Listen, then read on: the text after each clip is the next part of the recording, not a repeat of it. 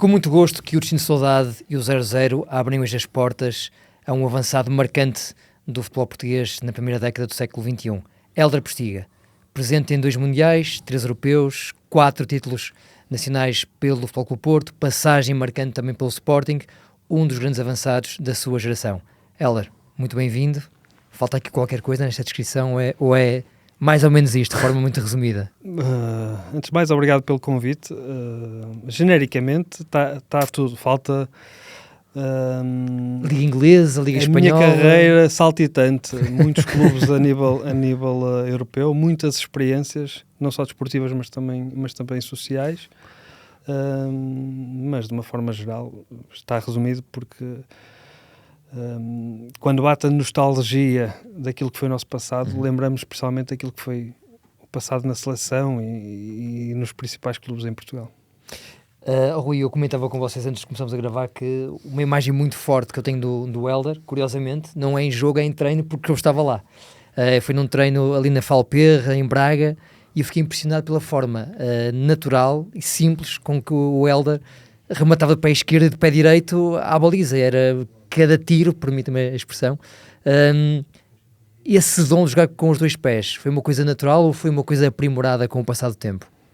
Foi uma coisa aprimorada ao longo do tempo, porque desde muito novo percebi que se queria ser alguém relevante, principalmente a jogar nas posições mais avançadas, onde há menos espaço e menos tempo para pensar, tinha que estar equilibrado, isto é, recepcionar e rematar com um pé e com o outro da mesma forma. E foi algo que ao longo dos anos foi aprimorando, foi melhorando, porque percebi que isso era mais um ponto positivo que podia acrescentar ao meu jogo.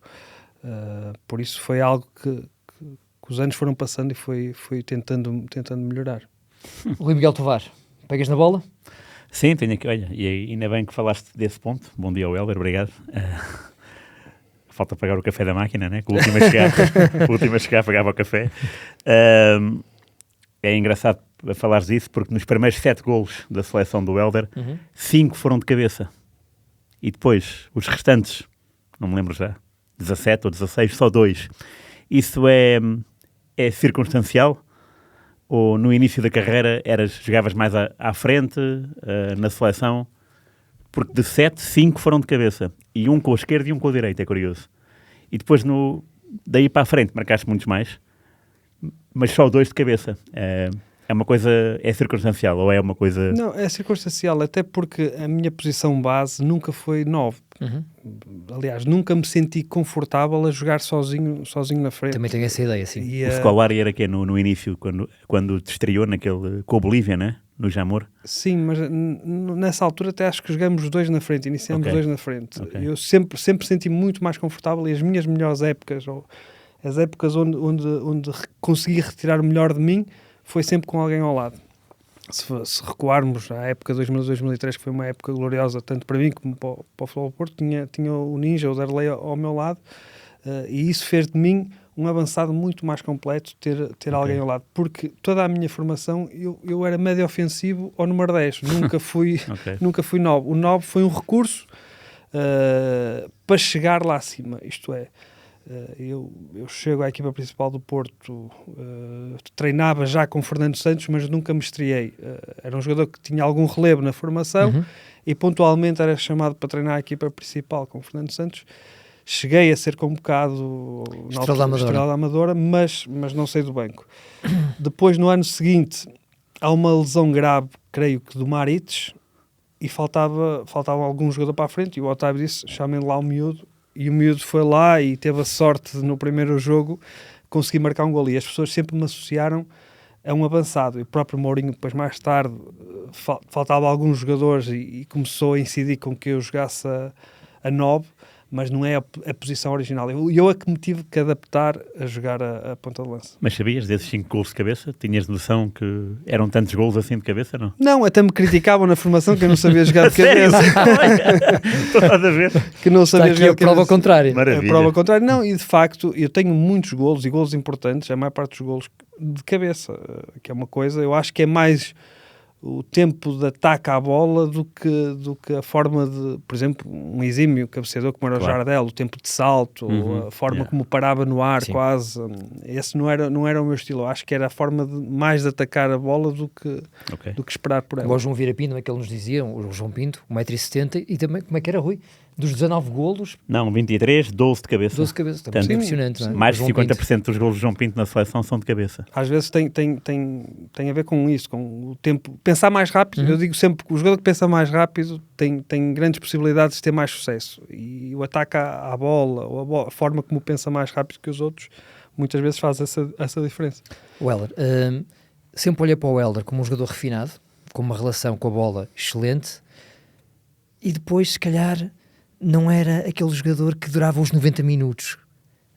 Faltava ali alguma intensidadezinha, não é? Hoje fala-se muito de intensidade. Aceita esta descrição ou não? Ou acha que é injusto? Não, aceito porque lá está. Se nós avaliarmos o Hélder como número 9, não é um 9 de eleição, porque não é um 9 que tem número de 9. Números de golos. E um dos grandes handicaps do meu jogo foi querer estar sempre presente no jogo. E eu não conseguia estar minuto e meio. Percebo. Sem ir tocar na bola, sem me associar, sem vir cá abaixo, recuar. E muitas vezes, e acontece com alguns jogadores, sair das zonas de finalização. E às vezes a bola aparecia na zona de finalização e o Hélder já não estava, ou chegava cansado, ou desgastava-se. Mas isso são formas de estar no jogo. Eu dou muitas vezes o exemplo e vemos alguns jogadores, falando atualmente, por exemplo, do Pavlidis. O Pavlidis, a forma com que entranha no jogo do Benfica, sim, é muito mais que o número 9. Lá está. E muitas vezes as pessoas criticam por não estar já na zona de finalização. Mas o que ele dá ao jogo, a forma como temporiza, como se associa, como cria, não podem ser dois jogadores só. E muitas vezes as pessoas avaliam um avançado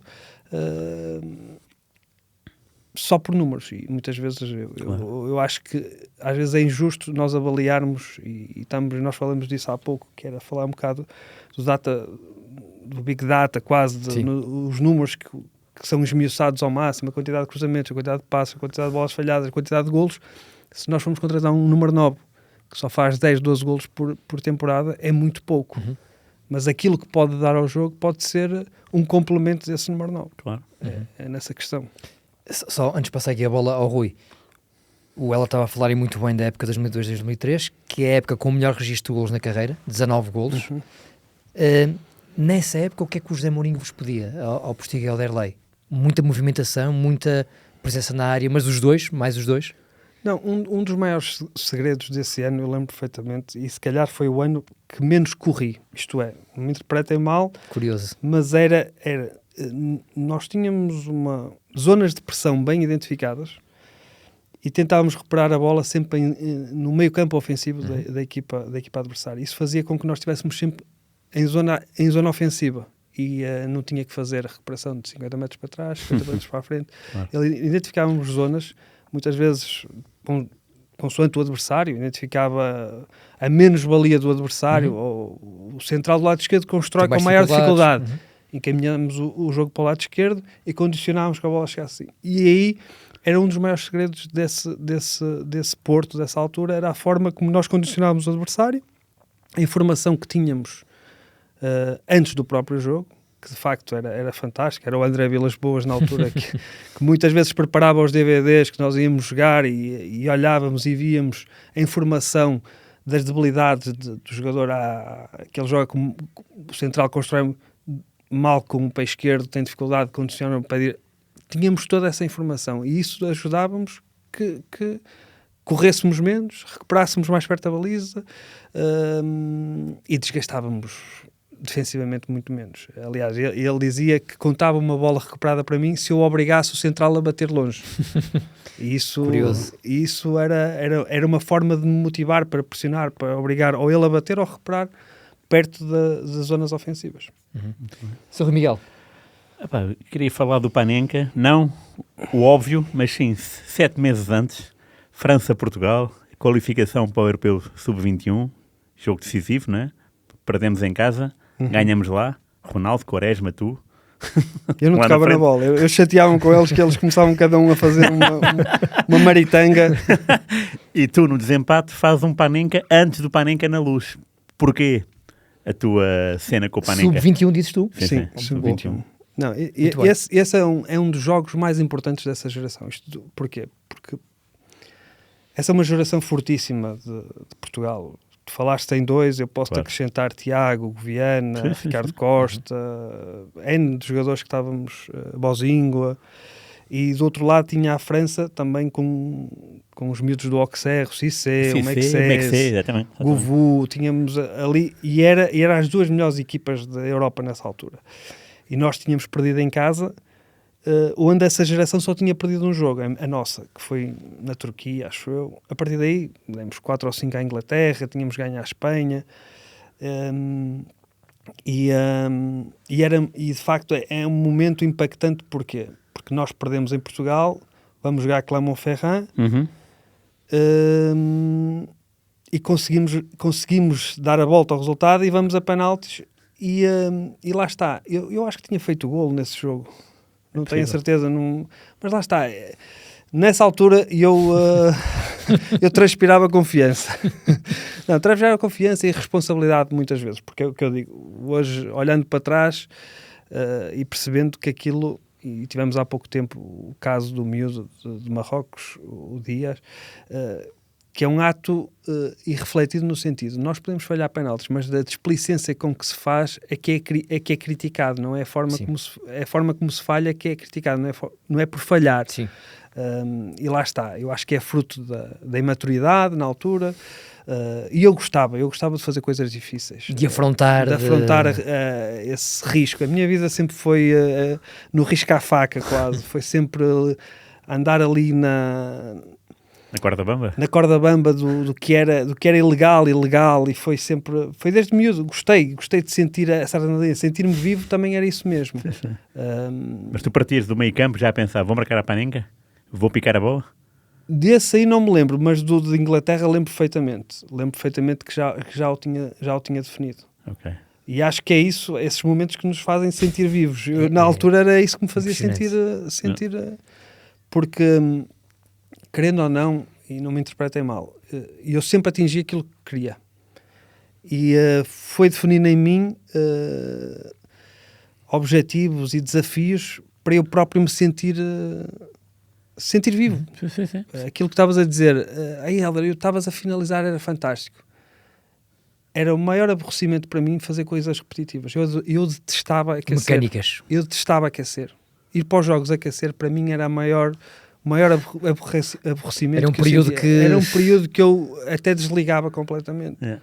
A mim, eu tinha que fazer coisas. Eu sentia-me vivo era nos jogos, quando eram jogos importantes, quando sentia que aquilo ia queimar, que é onde nós... E é o que eu sinto mais falta hoje é disso.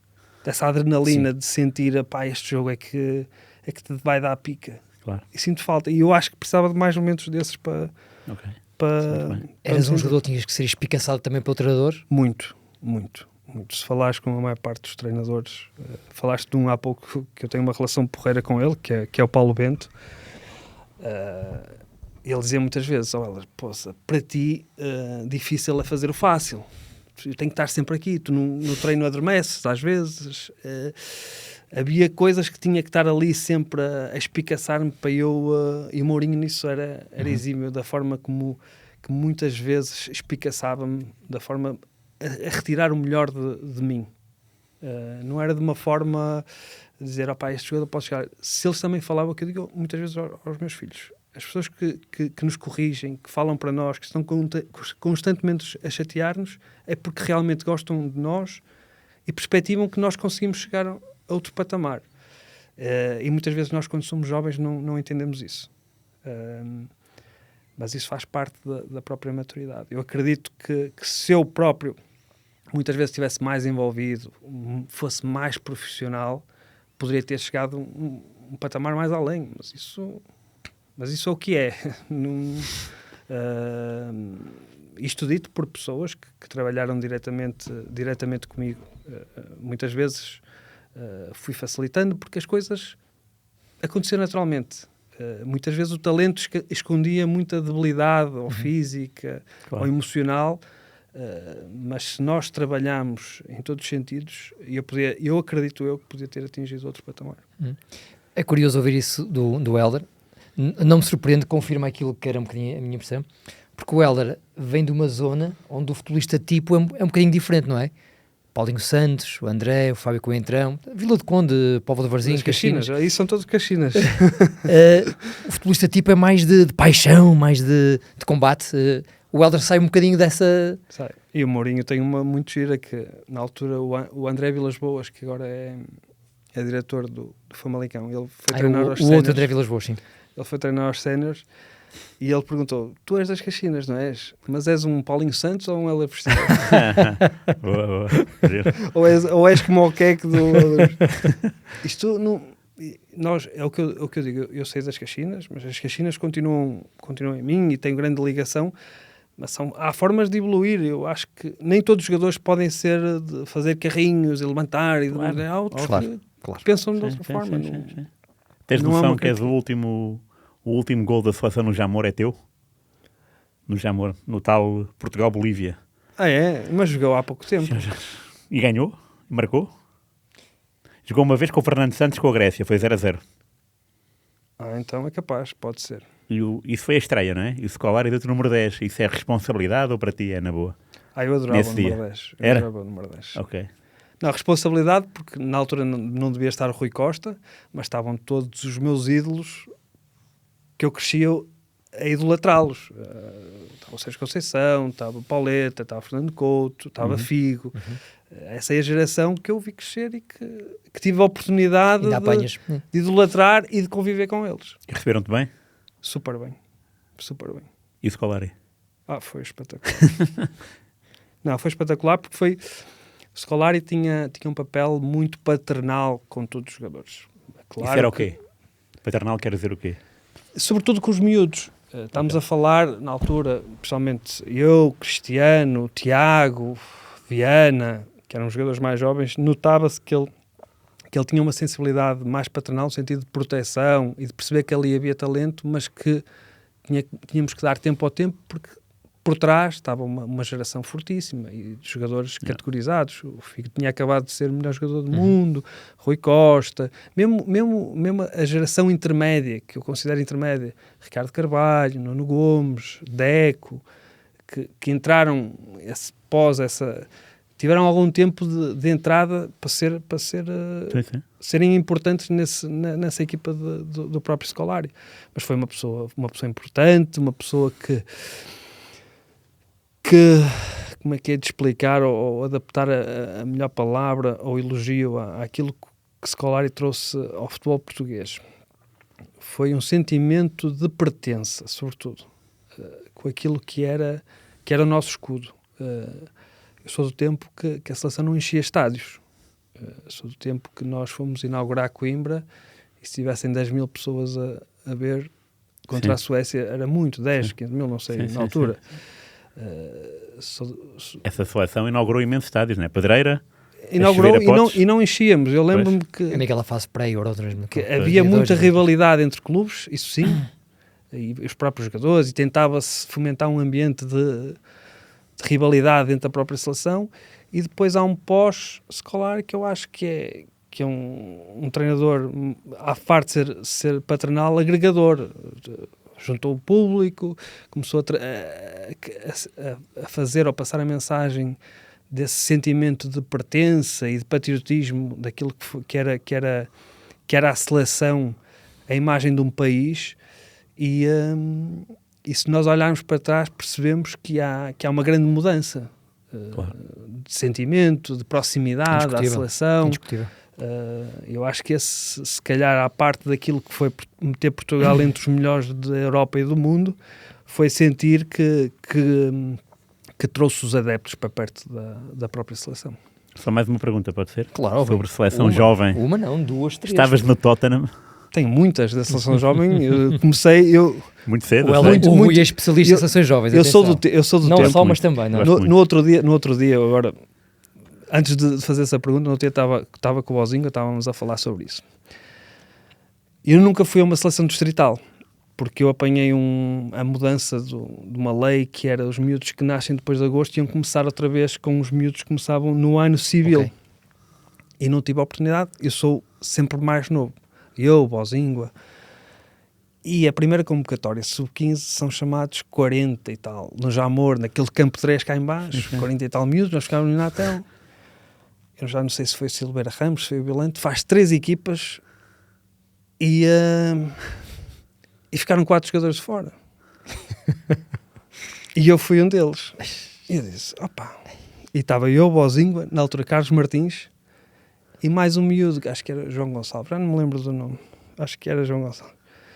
E eu assim, o que é que nós estamos aqui a fazer? O gajo faz 3 equipas e vocês e não nós tiveram- estamos de fora, sentados aqui no muro, vamos embora. Diz ele, calma, que isto vai dar para nós. Depois no dia seguinte ele alterou e aí começa toda uma história da seleção. Por isso é que por vezes é preciso ter paciência, Claro. não ser impulsivo, porque as coisas acontecem naturalmente. Yeah.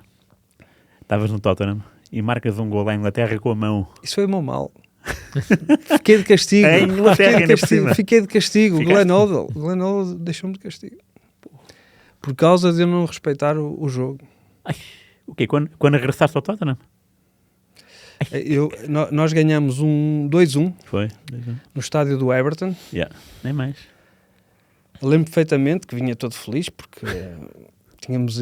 Aliás, acho que tínhamos eliminado a Inglaterra. Uhum. É com essa geração dos sub-21. Exatamente. Eu chego lá, ele chega-me ao gabinete e disse tu não tens respeito pelo jogo. Eu acho que aquilo já devia ser do tempo de Maradona, quando lhes meteu com a mão. Estavam traumatizados. E estavam traumatizados. Aliás, mas o Glenn Hoddle estava nesse jogo, não estava? Do Azteca. Não, acho que Não? duvido. Desculpa, ela. Não sei, Desculpa, não sei. continua. Não. E ele disse-me frontalmente, disse, tu não tiveste respeito pelo jogo, vais estar de castigo este fim de semana. Este fim de semana. Não jogaste? Não, Nem foste convocado, é isso? não. Mas ele era diretor ou treinador? Não é o treinador. Ele era o manager. Ok. E foi o treinador que me foi buscar Ao Porto. ao Porto. E nesse ano, 2003, porque este jogo foi em setembro, portanto, Foi. tinhas acabado de chegar Tinha ao acabado Tottenham. de chegar. Pô. São mentalidades. Yeah. Mas tu foste para casa Eu acho que nós portugueses somos pessoas de recursos em todas as áreas, seja no futebol, seja... E aquilo foi o recurso mais fácil de tentar ter sucesso. É que tu olhaste para o árbitro ainda, quando puseste a mão, nota-se que Hoje tu em, olhas dia, para o árbitro. hoje em dia não era impossível. O Heller, o Glenn Hoddle fez os 90 minutos Foi, espetacular. no Argentina 2, Inglaterra 1. Então ele estava ficou- com a mão traumatizado. de Deus. Então Ficou- ele estava... O homem tinha razões para dizer. Então ficou doloroso, Foi Pô. traumatizado. Aí Eu tinha essa impressão. Não, porque ele confirma-se. disse logo, ele chegou Jogava lá para e eu Watts, pensava que vê ele lá. vinha dar, olha, fizeste os 90, como é que sentes para o fim de semana? Mas ele não, Nada. tu não tiveste respeito pelo jogo. E foi mesmo uma semana? Um jogo? Não, foi um jogo. E depois regressaste? Ok. E curiosamente, marcaste o único gol do Tottenham foi ao Liverpool. Não sei se foi em Eu Liverpool marquei dois. também. Foram dois. Dois? Marquei 2. Marquei Ok. um para a taça com o Manchester City e Ok, outro tá contra bem. o Liverpool. Ok. Para o Mas foi campeonato é isso? um ano muito difícil. Foi. E porquê? Porquê? Porque era muito miúdo.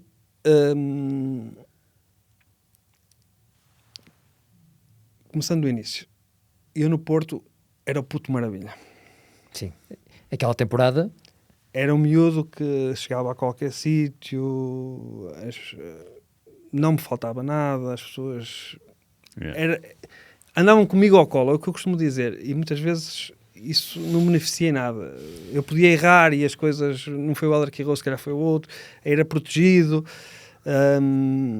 porque lá está, as coisas corriam bem, o Porto ganhava, as coisas a nível individual saíam bem, e eu vou para lá e sou a transferência mais cara desse verão, do Tottenham, e chegas lá e és mais um.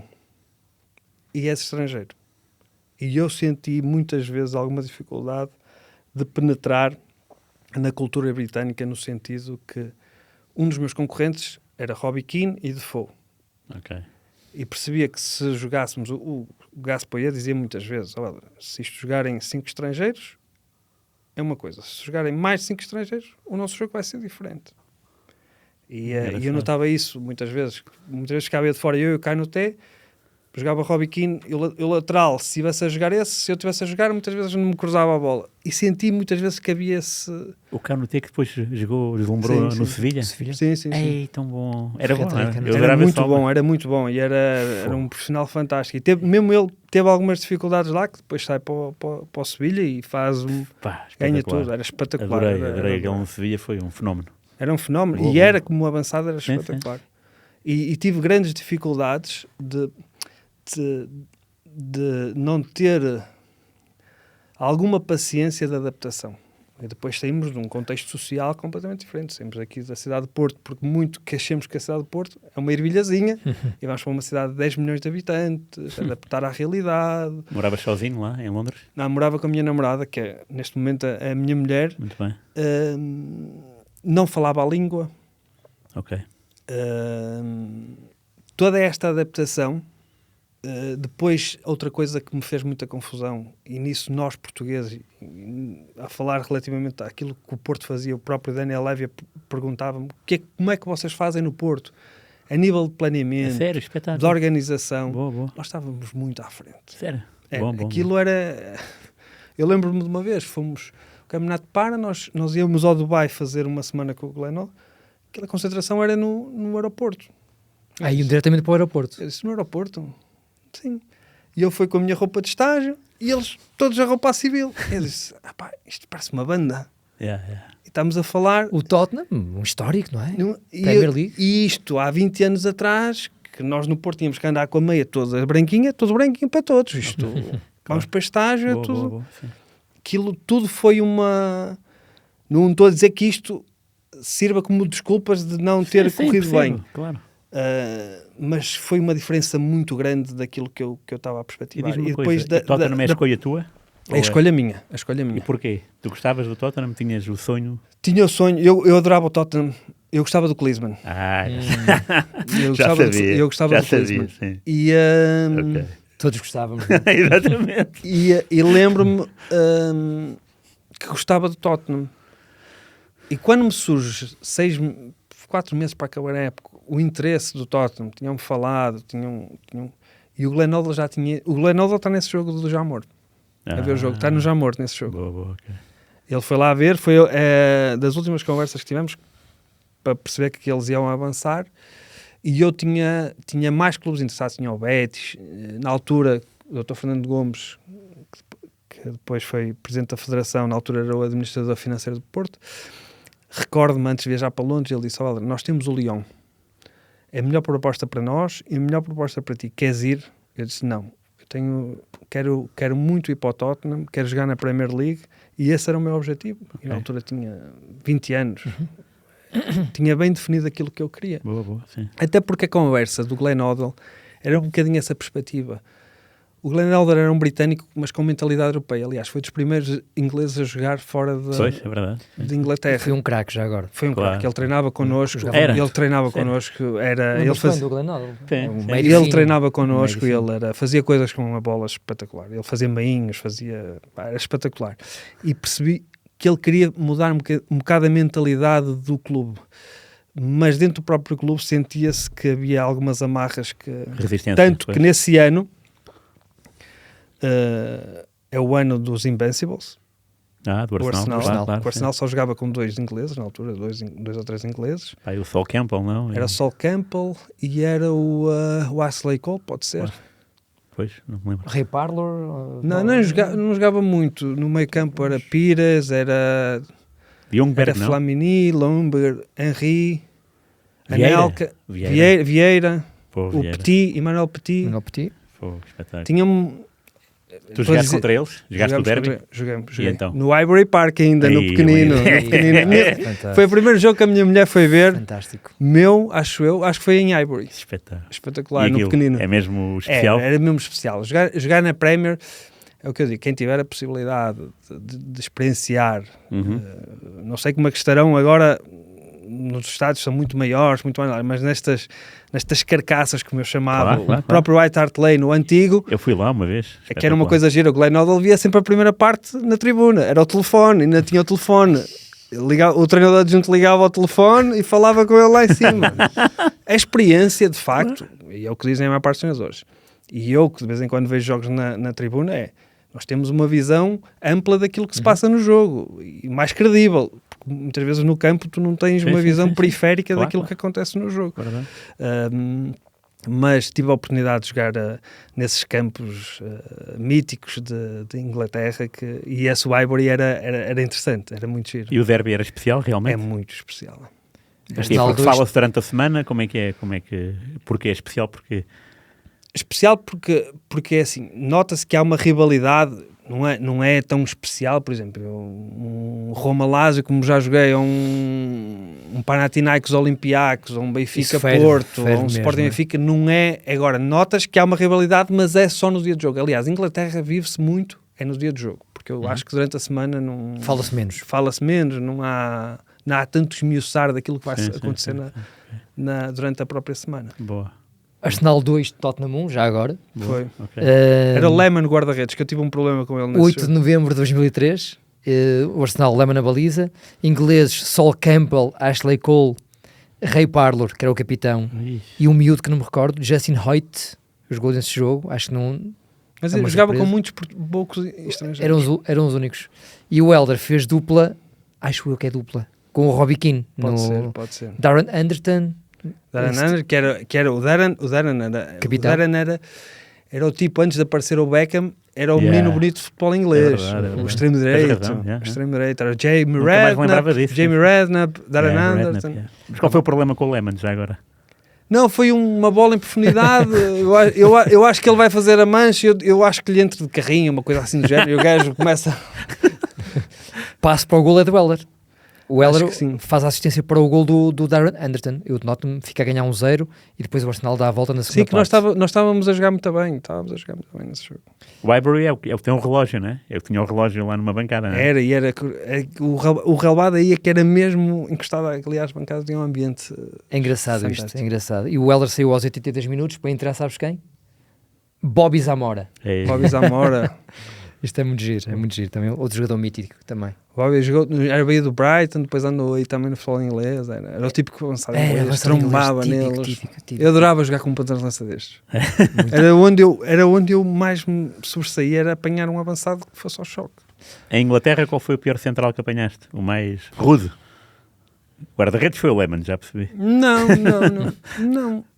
me estou assim a lembrar de... Apanhei estes ingleses... Já agora, tu no Portugal e Inglaterra que faz o gol de cabeça é o Campbell e o Terry, não é? É o Campbell e o Terry. E tu vais lá. É no meio dos dois? Não me lembro, foi meio com o ombro. Daquilo... Eu tenho lá a cabeça. No meu Excel está a cabeça. Não, mas é de cabeça. Mas foi contra a Inglaterra e foi no final dessa época. Pois, exatamente. Sim. Para mim também, depois de 6 meses... Porque a Inglaterra foi interessante para mim os primeiros 6 meses, que as coisas até... Enquanto teve Glenn Hoddle lá, as coisas correram altos e baixos, mas correram minimamente bem. Depois, quando entra o David Plita, que as coisas... E é quando eu me lesiono, tenho uma lesão. Eu nunca me tinha rompido no músculo, e rompi-me lá, e as coisas não saíam. Que é normal, muitas vezes as coisas não saem. E não aconteceram. E depois... a nível também social, as coisas não estava confortável. Okay. Não estavas feliz. Não estava feliz. E as coisas, quando nós socialmente também não estamos felizes, as coisas esportivamente também não vão gerando. Claro. Diz-me só uma coisa, o último jogo do Porto Europeu sem transmissão televisiva é o Porto Lázio, não deu em direto, e tu marcas tanto. O último gol do Porto Europeu sem televisão é teu. É um jogo... mítico. A chuva. 4-1. Não, jogaço. Esse é daqueles jogos... Mas quando sofres o primeiro golo, qual é que é o ambiente da equipa? Uma meia-final? Sofres um golo, estás a perder contra uma equipa que era uma equipa de topo europeia. Exatamente. O ano anterior foi campeão de Itália, tinha dos melhores jogadores da Série A, estamos a falar da Série A há 20 anos, que era a liga de referência. Teoricamente, sabemos que é difícil marcar golos equipas italianas, e quando tens pela frente Fernando Couto, Mihailovic... Era. Na direita era o Pancaro, não? Pancaro, Favali, tudo aquilo. A Matias Almeida, tinhas... Essa equipa do Lazio era... O guarda-redes é Marcagiani, não? Não, era o Peruzzi. Angelo Peruzzi. Sim, saco de batatas, então. Era. E acho que a partir daí foi Cláudio Lopes que marcou o gol. Cláudio Lopes. Piorro. A partir daí foi um festival, um vendaval de futebol bem jogado, que acho que o Porto não foi só os 4-1, foi a quantidade de futebol que o Porto foi criando em Catadupa. Aquilo foi jogadas atrás de jogadas, aquilo foi um massacre constante. Recordo muito bem do gol do Weller nesse jogo. Não, é que se tu dizer, foram 4 golos, não foram só 4 golos. Eu tenho esse jogo em DVD, que me deram, e tenho um resumo. A quantidade de vezes que o Porto chega à baliza da Lazio é inacreditável. Numa meia-final, olhando à dimensão das duas equipas. Claro. Aquilo que o Porto foi criando durante o jogo, a forma como pressionava, como recuperava à frente, como finalizava. O Peruzzi fez uma exibição fantástica. Eu acho que esse é daqueles jogos... se nós um dia formos orar a uma universidade do futebol bem jogado, nós apresentamos esse jogo. Estou a falar ao longo da minha carreira. Claro. Da minha carreira, aquilo que foi, a forma como nós devemos pressionar, como devemos gerir os momentos de jogo, é daqueles jogos que são perfeitos. E apanhaste muito com o Couto em cima ou nem por isso? Couto e Mihailovic. Mesmo? Os dois em cima? Os dois em cima. E o teu gol como é que foi? Eu não tenho... O golo foi Alen Isheb, que era um craque. Descobria espaços. Era daqueles número 10 que ficava mais contente de fazer uma assistência que um golo. E jogava a 2 toques. Tirava adversários com 2 toques. Com 2 toques tirava o lugar de simulação. Ele... e mete em profundidade e depois um remate cruzado. Acho que é... Mas o que me recordo nesse momento também era o ambiente que se viveu nas Antas. Acho que choveu o jogo todo e o público não arredou o pé enquanto não viu o jogo. Fiz. E aquilo não tem cobertura. Não tinha cobertura às antes. Aquilo, quem fosse para lá para chover era para sair lá todo molhado.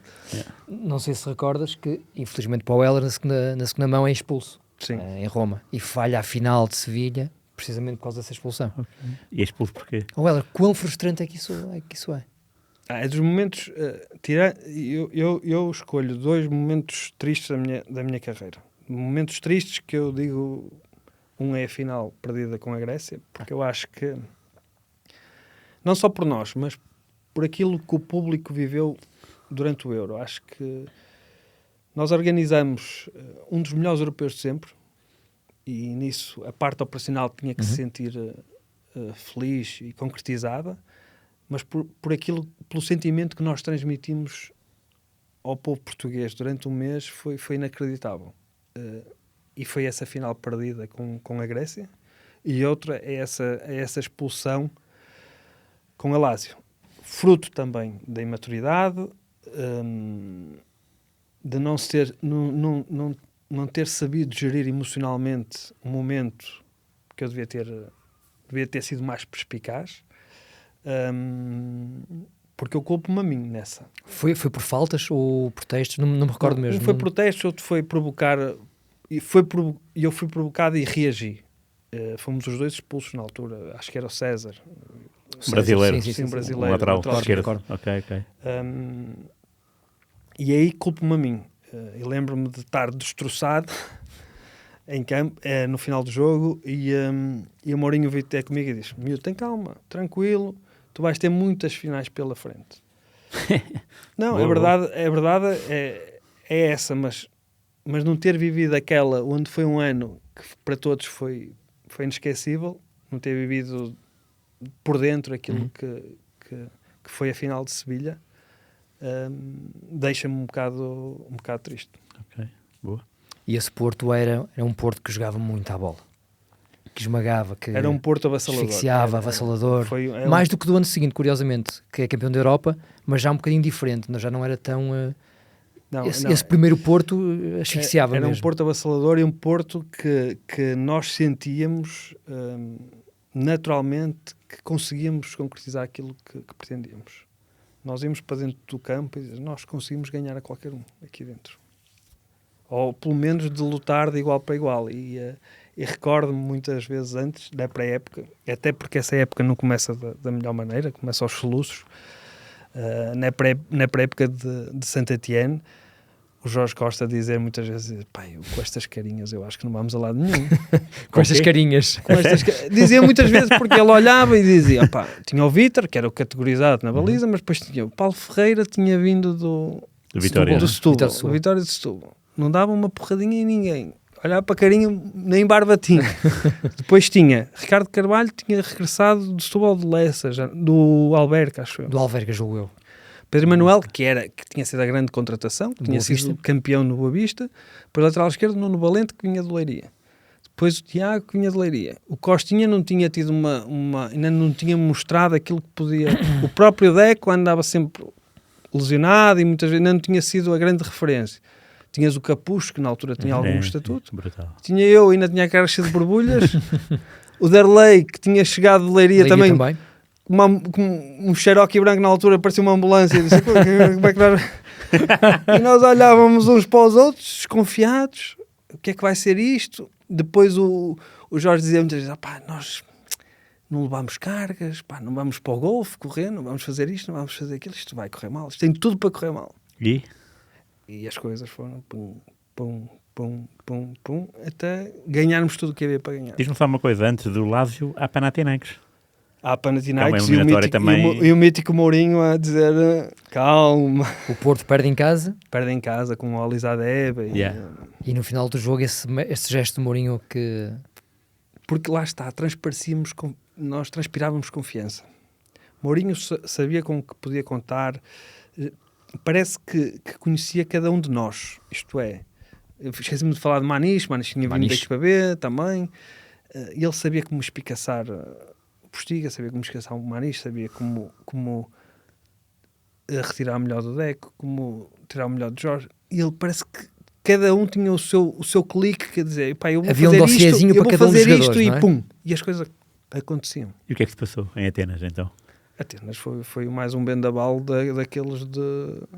Passamos por cima deles. Foi. Num contexto, no Leoforos, que eu depois tive mais tarde a jogar lá, um ambiente dificílimo, onde nós, mais uma vez, fomos superiores. Transcendemos-nos. Panathinaikos, para terem noção, nessa altura não perdia em casa, não sei se há 2 ou 3 anos. Era uma coisa, era quase impossível ganhar em Atenas. Nós fomos lá, ganhamos. Lembro-me depois do jogo de vir os polícias os batedores, era do Olympiacos, a sacar cavalos em direção ao aeroporto, que ele estava tão feliz por nós termos eliminado. Nike lá vinha a sacar. Mas foi um momento daqueles de murro na mesa, dizer assim, nós chegamos cá, pum, ganhamos. E essa confiança do Mourinho muitas vezes transparecia para nós, que era uma arrogância saudável. Claro. Porque nós entrávamos e sabíamos que vamos ganhar. Okay. Eu lembro perfeitamente que nós vamos um dia jogar à Luz. A Luz ainda estava... A nova Luz estava a ser construída. Eu lembro perfeitamente.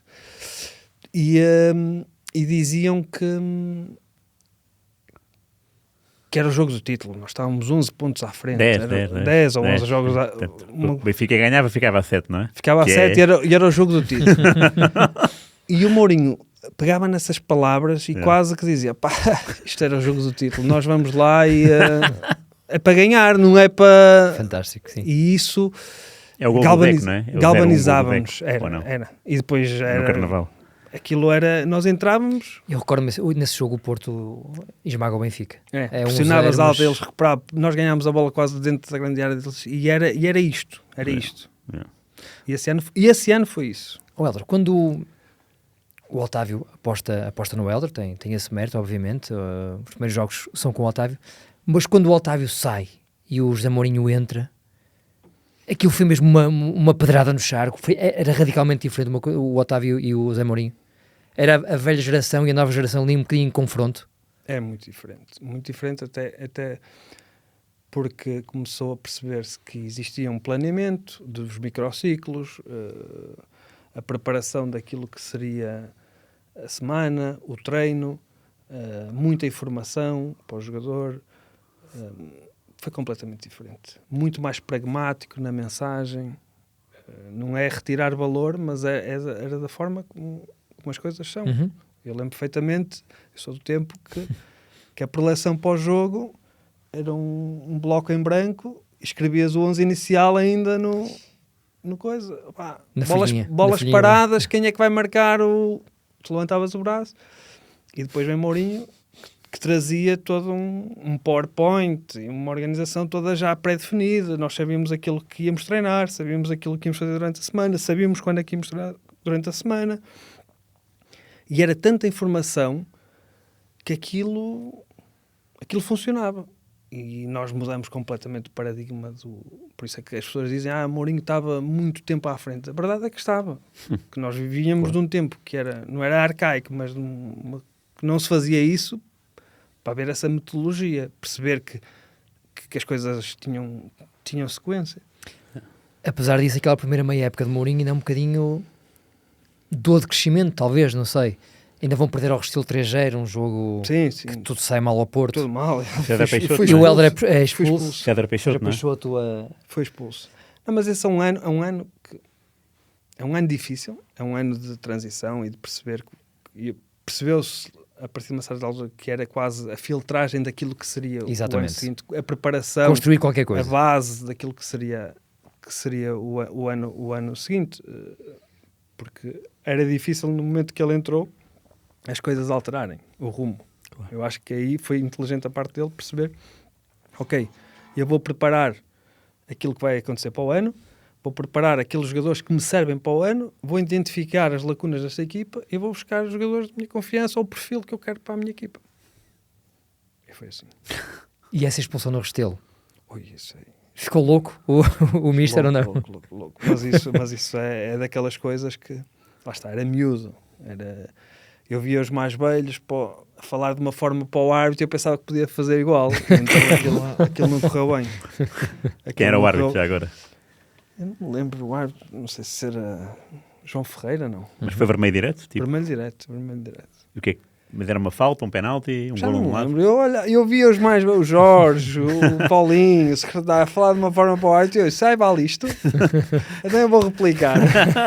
Oh meu, toma lá. Sei que viemos de Lisboa ao Porto, tu não ouvias uma mosca. Claro, 3-0. 3-0, era nisto que no Porto a derrota sentia-se muito e com eco.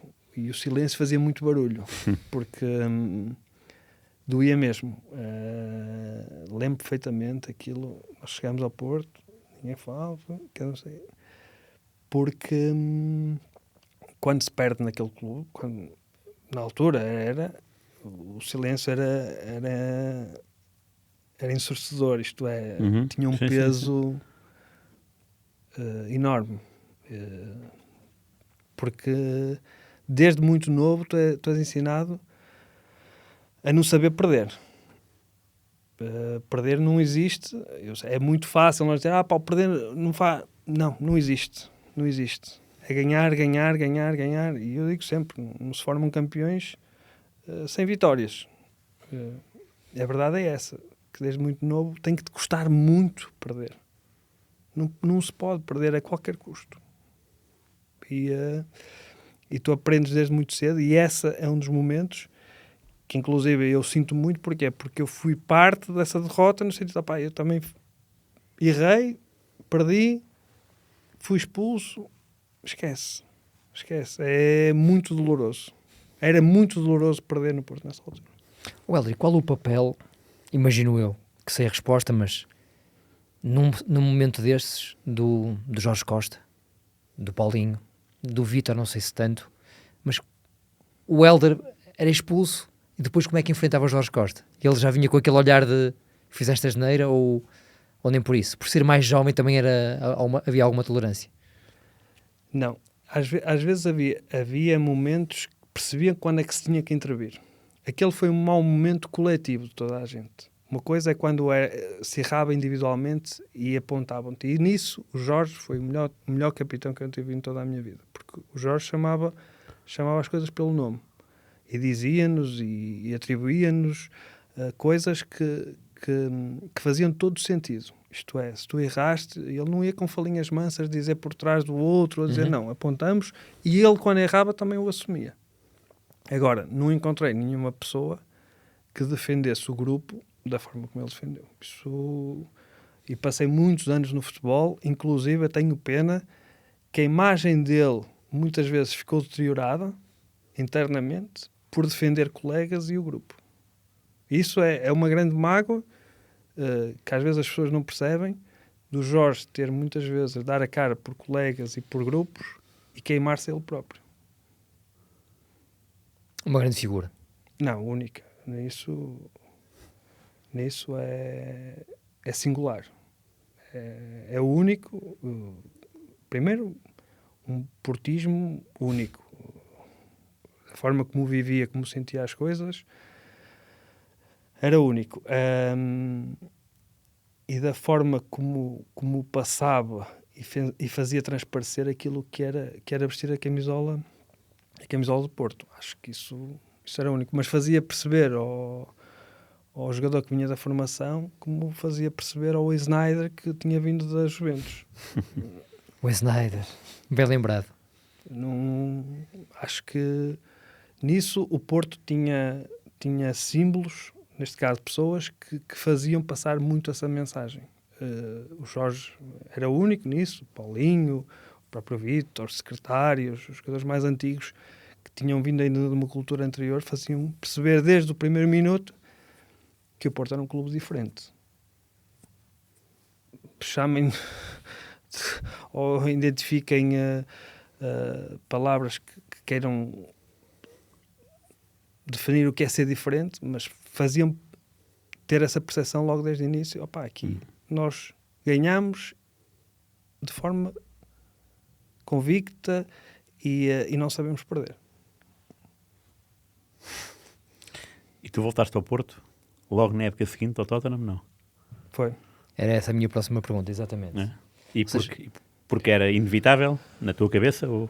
Não, Porto campeão da Europa, não é, Helder? O Porto é campeão da Europa, o Helder tem o azar, entre aspas. Não é o azar, eu pensei, vou sair nesta fase da UEFA, aquilo nunca mais vai, é melhor ser agora. Não, mas o meu regresso ao Porto tem a ver com duas coisas. Uma, eu precisava de voltar a ser feliz no jogo de futebol. E não estava feliz, aquilo que falámos há pouco. Não estava feliz não estava feliz em Inglaterra, não sentia que não era eu, e então precisava de voltar a casa.